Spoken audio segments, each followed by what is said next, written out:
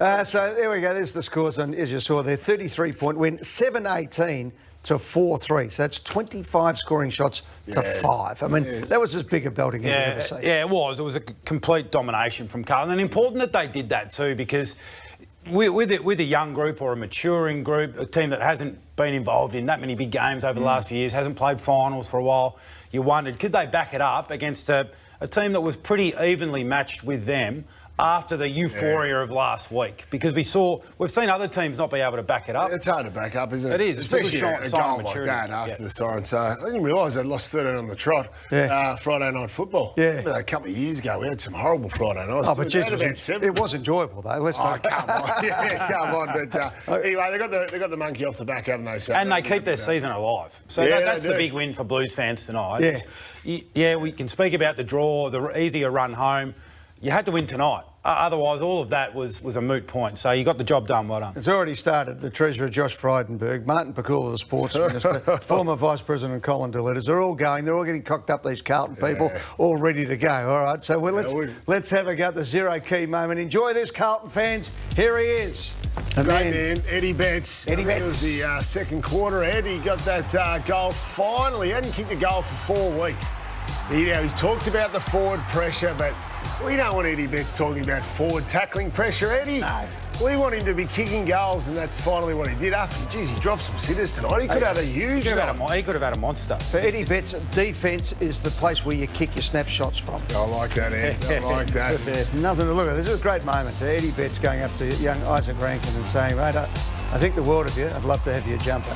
Now, Isaac Rankin, wow, you couldn't get it off quick enough, could you? I don't want to call Eddie Betts disingenuous, but when Eddie Betts is talking about forward pressure, come on. Do we actually believe that he's saying that and he's being truthful? He heard it in the meeting when he walked past. He wants to kick a goal, and we want him to kick a goal. And David Teague said he gives the fans what they want. Absolutely. Stop telling Eddie to apply broad pressure and start kicking goals. Let's be honest, Carlton more chance of making the finals if Eddie Betts kicks 2 goals a game and 0 tackles, or if he has 6 tackles and no goals. I think we know the answer. Eh? Mark Murphy does a bit of tackling. He is the all-round player. Killed him tonight. Yeah, he was sensational. So, not far. I think is he re-signed or is he imminent re-signing? So he was fantastic. BOG tonight, he was terrific. The old warhorse.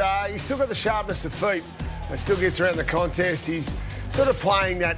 I think when he's played his best footy, really, where he's sort of just on the perimeter of those stoppage contests, where he just can still burst away from there, not stuck in full congestion, and he had a huge impact on the night. Well, he used to have to win the footy and use the footy throughout. So he's like a first receiver. That's right, he is now, particularly with Cripps on the inside. We know Setterfield's a big body. Kerno plays a lot on the inside as well, so he can do what he's probably always been best suited to do, and that's distribute the footy. Yeah. Harry Mackay. He was Mackay, great. sorry. He was the, great. The Victorian version, Harry Mackay. Yeah, well, like the big swan of old days at Carlton. Speaking of guys that could have had monster nights, he's had 6 shots at goal tonight, Harry. He kicked the 2 goals for, but the game would be... wouldn't it be nice to be able to move like that, Brownie, at 200 centimetres? He's lightning quick, isn't he? And how good was it for him in the third quarter? He ended up matched up against Jared Witts. How would you be, Harry Mackay? And Jared Witts comes down to man you up. The big lumbering ruckman. Here it is here. Have a look at him. He runs like the wind, Harry. Yeah, he's a good athlete, isn't he? So I really like Harry. He's got huge upside, and I think that's one of the real positives of Carlton going forward. We look ahead to the future. You know, their key position stocks, their young key position stocks, especially when Charlie Kerno comes back. Obviously, Wiedering's had a fantastic year. Mackay's emerging. So, you know, they're in really good shape in that regard. You've only got to kick it within 10 or 15 metres of it, and he's got that electrifying speed, long arm reach, high in the air. Yeah. He's got it all. The more he plays, the more his teammates will get used to actually delivering the ball. Because I think the temptation sometimes, when you see the big roosters like Harry, you just want to kick it up to them and let them launch. Yeah. He took all of those on the lead, on the move. So his gift, kick it to his strengths. His hands were pretty good too, weren't they? Most players were dropping the ball, Eddie, with the slippery condition they're spoken about. I thought his hands were pretty good.